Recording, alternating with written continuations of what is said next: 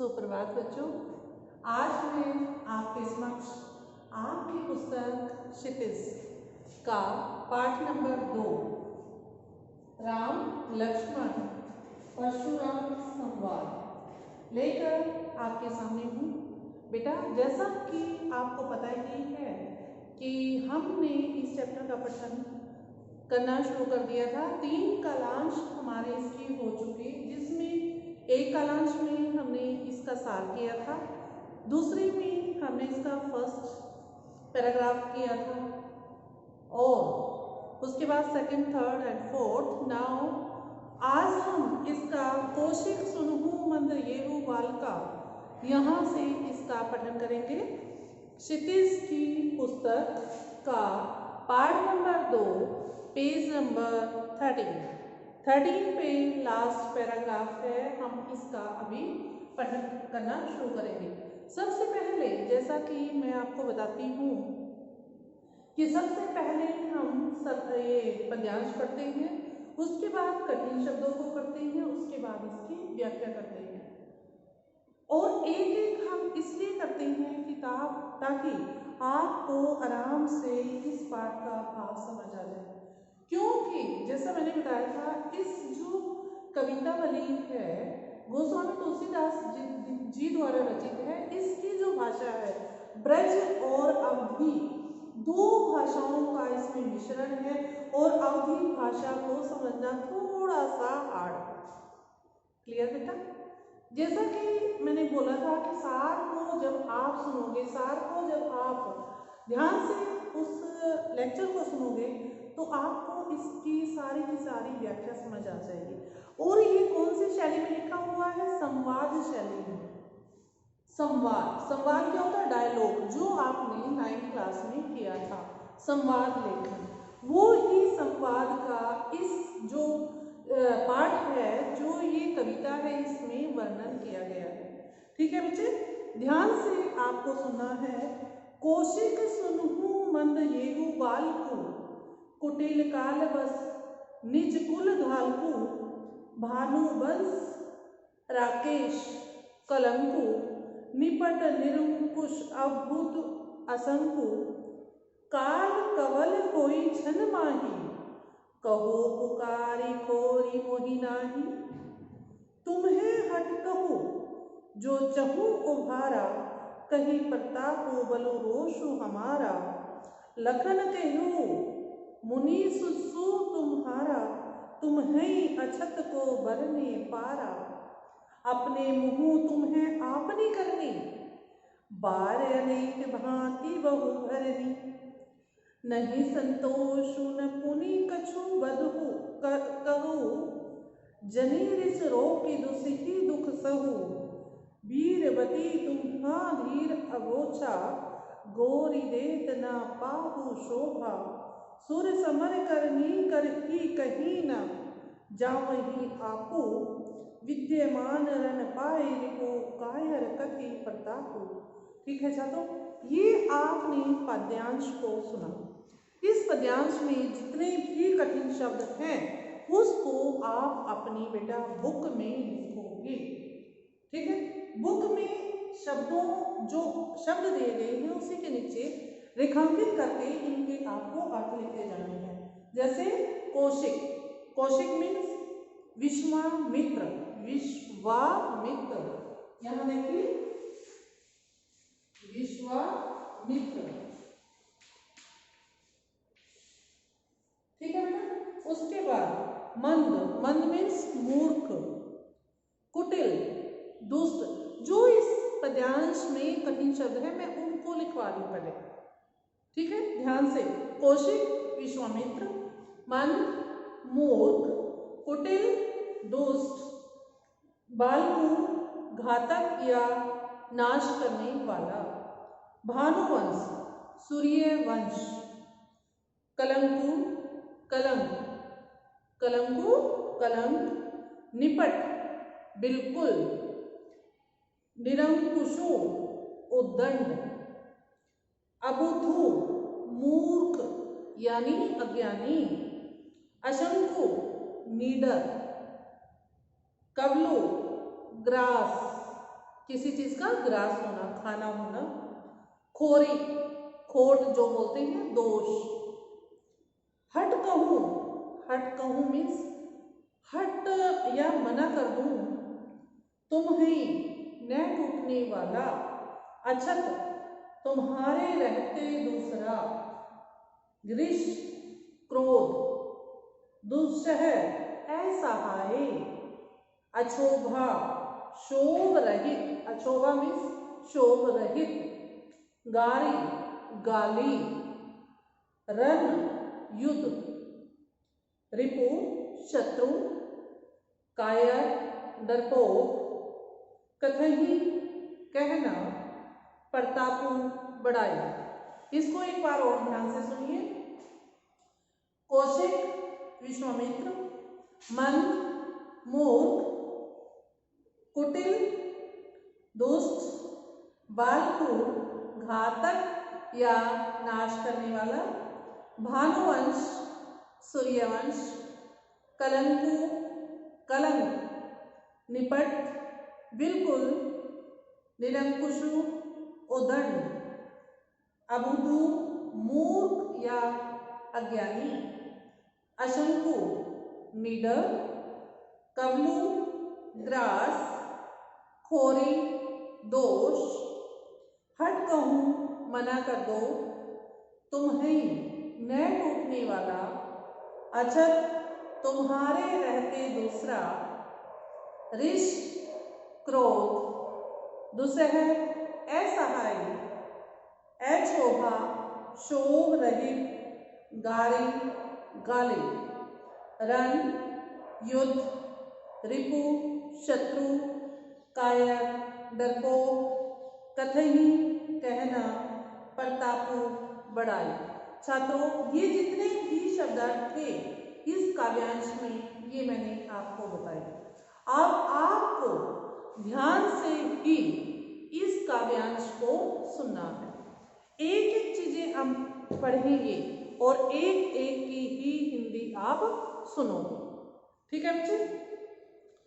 कौशिक सुनहु मंद येहु बालका, कौशिकु मीन्स विश्वामित्र।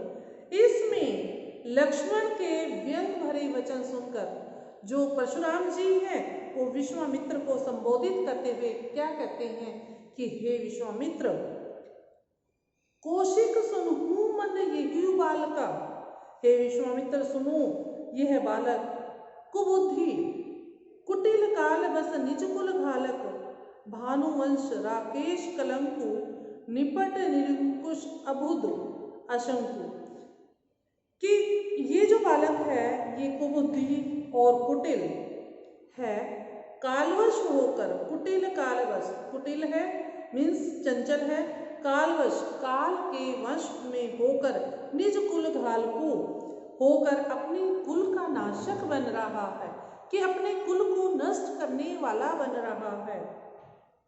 भानुवंश, राकेश, कलंकु, ये सूर्य वंश रूपी चंद्रमा का कलंक है। भानु मीन्स क्या होता है? चंद्रमा। राकेश मीन्स चंद्रमा, कलंकु मीन्स कलंक। भानुवंश ये सूर्यवंश रूपी पूर्ण चंद्रमा का कलंक है। कौन? लक्ष्मण जी। ये है बालक बहुत ही उदंड, कहु पुकारी खोरी मोहि नाही, निपट निरंकुश अबधु शंकी, कि ये मूर्ख है। उदंड क्या होता है? निपट मीन्स मूर्ख, निरंकुश मूर्ख और अशंकु न मानने वाला है या शंका रहित है। कालक बल होई क्षण माही, ये क्षण मात्र में ही, ये पल भर में ही किसका? काल का ग्रास बन जाएगा। क्षण मीन्स क्षण, माही मीन्स में, होई हो जाएगा, काल कवल मीन्स काल का ग्रास, ये पल भर में ही काल का ग्रास बन जाएगा। कहो पुकारी कोई मोहि नाही, अर्थात मैं इसका शीघ्र ही वध कर दूंगा। मैं बार बार पुकार कर कह रहा हूँ कि मुझे दोष न देना। कहो पुकारी कोरी मोहि नाही, कि मैं बार बार इसको पुकार कर कह रहा हूँ कि मैं तुम्हारी मृत्यु कर दूंगा, लेकिन ये फिर भी नहीं सुन रहा। इसलिए आप मुझे दोष ना देना कि मैंने एक बालक को ग्रास बना दिया है। तुम्हें हट कहूँ जो चहूँ उभारा, हट कहूँ मीन्स मना करना, जो चहूँ उभारा। ये देखिए कह रहा हूं कि मुझे दोष न देना, यदि तुम इसे बचाना चाहते हो तो मेरा बल क्रोध और प्रताप बनकर इसे रोक लो।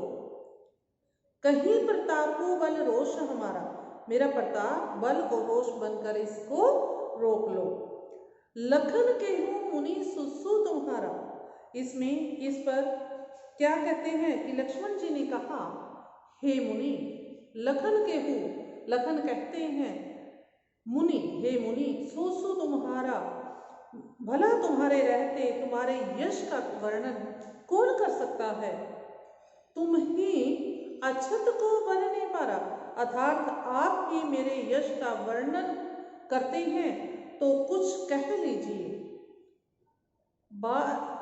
तुम ही अछत को बन नहीं पा रहा, अपने मुंह तुम अपनी करनी, तुम तो अपने मुंह से ही अपनी बड़ाई कर रहे हो। अपने मुंह मीन्स अपने मुंह से, तुम अपनी मीन्स अपनी, करनी मीन्स बड़ाई, तुम अपने मुंह से ही अपनी बार बार बड़ाई कर रही हो। बार अनेक भांति बहु बरनी, ठीक है, किंतु अपने क्रोध को रोक सह लीजिए, कष्ट सहन न करें। आप वीरवर्ती, धैर्यवान और शोभ रहित हैं। आप गाली देते शोभा नहीं देते। वीरवती तुम्हें वीर अशोभा, कि आप तो बलवान है, वीरवती मीन्स बलवान है, और धीर हो, अशोभा तुम्हें ये गाली देते हुए शोभा नहीं देता। गाली देत न पाहु शोभा, जो आप ये गाली दे रही हो, गाली देत मीन्स गाली देते हुए, न पाहु नहीं है, शोभा मीन्स सुंदरता। ये आपके मुख से गाली देने जो दे रही हो, ये आपके मुख को शोभा नहीं देता। सुर समर करनी करही, कहीं न जाऊंगी आप, विद्यमान रन पाई रिपु, कायर कति ही प्रताप। इसमें लक्ष्मण जी ने उन्हें कहा सुर समर करनी करही, कि कहा कि शूरवीर युद्ध क्षेत्र में अपनी वीरता दिखाते हैं। कहीं न जाऊंगी आपो, अपने आप को स्वयं कहकर जो अपनी बड़ाई आप कर रही हो, ये कहना शोभा नहीं देता। विद्यमान रन पाई रिपु, कायर कतहि प्रतापो, अर्थात अपनी वीरता का वर्णन जो वीर योद्धा है वो स्वयं नहीं करता। रण में अपने शत्रुओं को देखकर विद्यमान रन पाई रिपु, कायर कतहि प्रताप, कि रण में अपने शत्रुओं को देखकर कायर लोग ही अपना गुणगान करते हैं। ये छात्रों आपने एक पद्यांश सुना, इसकी आपको नई व्याख्या सुनी। अब आपको इसकी जो हिंदी है एक बार दोबारा से पूरी की पूरी सुन लीजिए। तुलसीदास के प्रमुख काव्य रामचरित मानस के बालकांड में उद्धृत है ये पंक्तियां। इसमें जो मैंने आपको पहले ही बताया था कि ये संवाद शैली में लिखी गई है। इसमें जब परशुराम जी क्रोधित हो जाते हैं और लक्ष्मण फिर क्या कहते हैं, और जब परशुराम मुनि को क्या बोलते हैं, देखिए इसमें लक्ष्मण के वचन भरे, जो व्यंग भरे वचन सुनकर परशुराम विश्वामित्र को संबोधित करते हुए कहते हैं कि हे विश्वामित्र, सुनो, यह बालक कुबुद्धि है और कुटिल है, कालवश होकर अपने कुल का नाशक बन रहा है। यह सूर्यवंश रूपी पूर्ण चंद्रमा का कलंक है। यह बालक बहुत ही उदंड, मूर्ख और निडर है।